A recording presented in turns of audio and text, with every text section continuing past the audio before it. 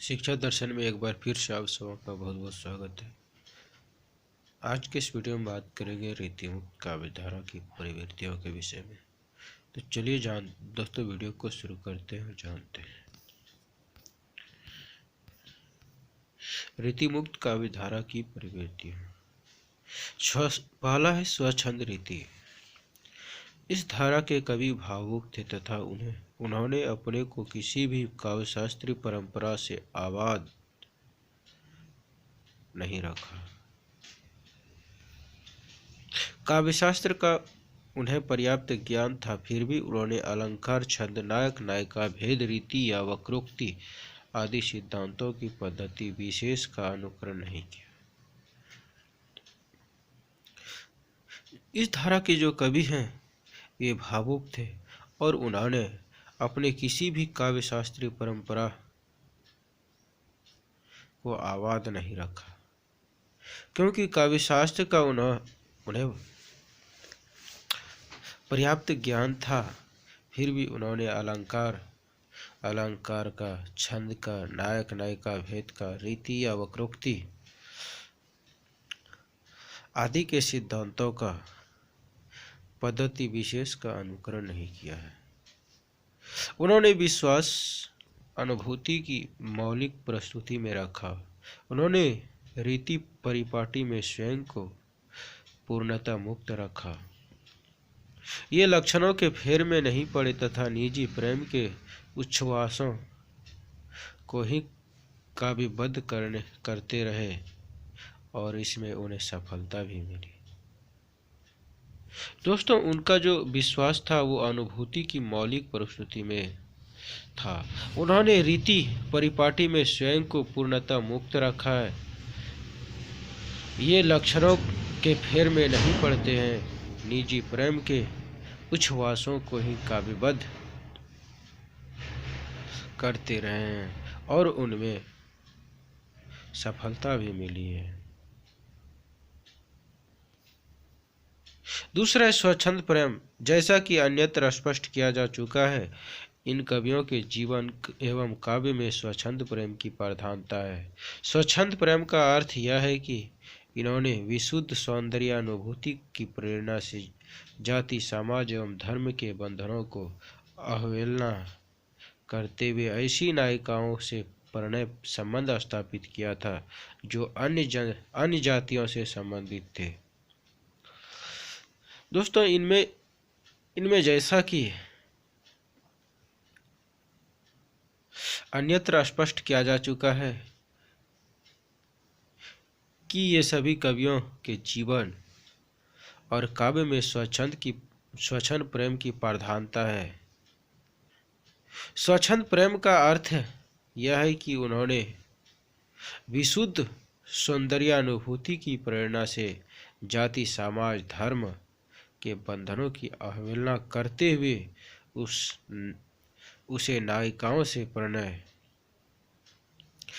नायिकाओं से प्रणय संबंध स्थापित करना था जो अन्य जातियों से संबंधित थी। ऐसी स्थिति में इन्हें प्रेम के क्षेत्र में पर्याप्त साहस, संघर्ष एवं त्याग का परिचय देना पड़ा।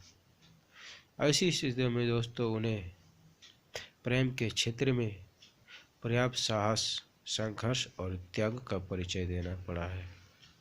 उन्होंने प्रेम के क्षेत्र में सत्यता, गंभीरता एवं औदात्य का परिचय दिया है। जैसे एक सुजान के आनन पे कुर्बान जहाँ रूप जहाँ को, जानी मिले तो जहान मिले, नहीं जान मिले तो जहान कहाँ को। तीसरा है प्रेरणा स्रोत एवं काव्य प्रयोजन। प्रस्तुत परंपरा के कवि ने सामान्यतः व स्वानुभूतियों की अभिव्यक्ति की प्रेरणा से काव्य रचना की। इस क्षेत्र में उन्होंने किसी बाह्य निर्देश को स्वीकार नहीं किया। यथा घनानंद ने कहा भी है। दोस्तों, इसमें जो प्रस्तुत परंपरा है उनमें कवियों ने सामान्यतः स्वानुभूति की अभिव्यक्ति की प्रेरणा से काव्य रचना किए हैं। इन क्षेत्र में उन्होंने किसी भी बाह्य निर्देशों को स्वीकार नहीं किया है। घनानंद ने कहा है लोग हैं लागी कवित्व बनावत, मोही तो मोरे कवित्व बनावत। वस्तुतः इस परंपरा के कवि सहजानुभूति से प्रेरित काव्य को सच्चा मानते थे। चेष्टा पूर्वक रचित काव्य का तो उन्होंने उपहास किया है। इससे स्पष्ट है कि कवियों ने सच्ची कविता के मर्म को समझकर सहजानुभूति एवं सच्ची प्रेरणा के महत्व को स्वीकार किया था, तथा यही कारण है कि हम इसके काव्य में काव्येतर तत्वों के स्थान पर अनुभूति की प्रधानता पाते हैं।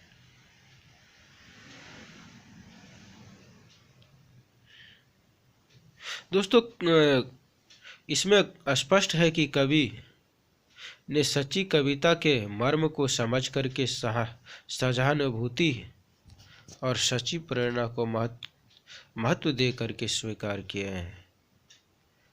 यही कारण है कि हम इनके काव्य में काव्येतर तत्वों के स्थान पर अनुभूति की प्रधानता पाते हैं। चौथा है नारी सौंदर्य के प्रति आस्था। इन कवियों ने नारी के व्यक्तित्व एवं सौंदर्य को आस्था की दृष्टि से देखते हुए उसका चित्रण अत्यंत स्वच्छ, सूक्ष्म एवं उदात्त रूप में किया है।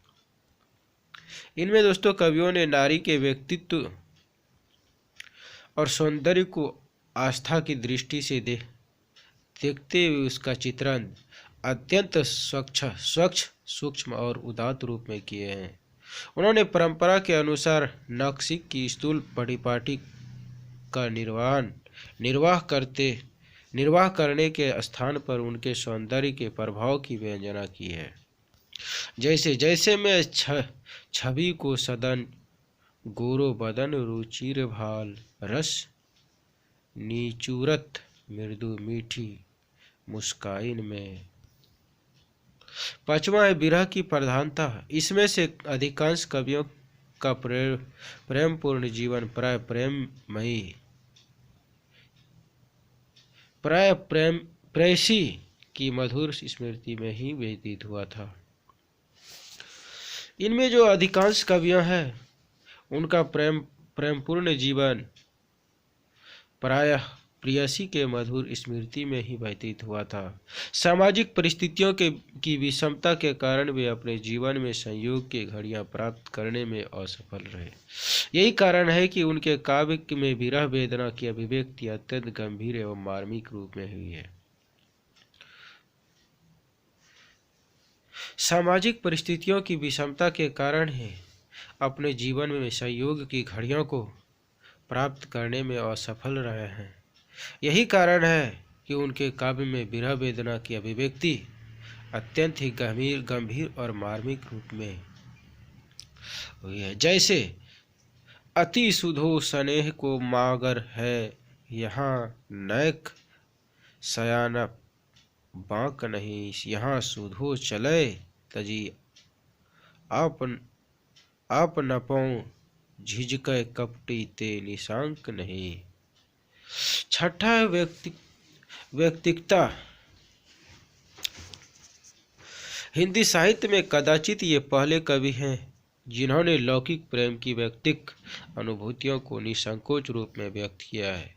इन्हें अपनी प्रेम कहानी सुनाने के लिए न तो राधा कृष्ण की भक्ति का आवरण उधार लिया और न ही किसी रत्नसेन या पदावली का आश्रय ग्रहण किया।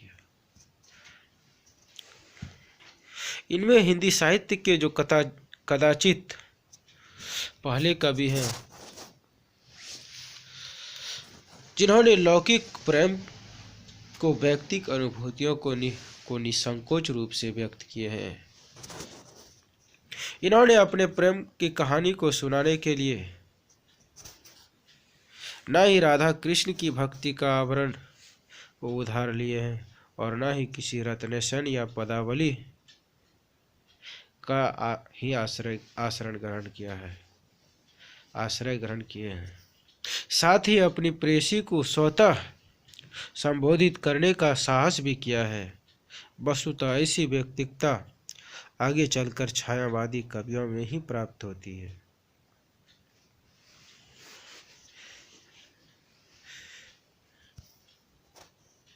सातवां है भाव प्रणवता।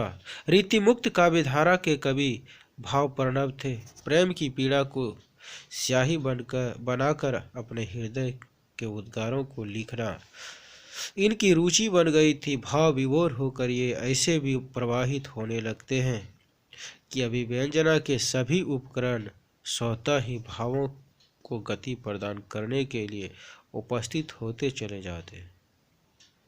दोस्तों, इनमें जो रीति मुक्त काव्यधारा के कवि हैं वह भाव प्रणव थे। प्रेम की पीड़ा को स्याही बना करके अपने हृदय के उद्गारों को लिखना इनकी रुचि बन गई थी। भाव विभोर होकर के ये कैसे प्रवाहित होने लगते हैं कि अभिव्यंजना के सभी उपकरण स्वतः ही अपने आप ही भावों को गति प्रदान करने के लिए उपस्थित होने के लिए चले जाते हैं। भावावेग इनकी कविता की प्रेरणा तो बनता ही है, साथ ही हेतु भी बन जाता है। विषम प्रेम के प्रति आसक्ति इन प्रेमियों के तन मन में पूरे प्राणपण से मौजूद है। इनमें जो है भावावेग कविता की प्रेरणा बनता ही है, साथ में हेतु भी बन जाता है। विषम प्रेरणा के प्रति ही आसक्ति इन प्रेमियों के तन मन में पूरे प्राण से मौजूद है। दोस्तों, आज के इस वीडियो में मैं आपको रीतिमुक्त काव्यधारा की प्रवृत्तियों को बताया हूँ। आज के इस वीडियो में इतना ही। फिर मिलते हैं अगले वीडियो में। तब तक के लिए धन्यवाद।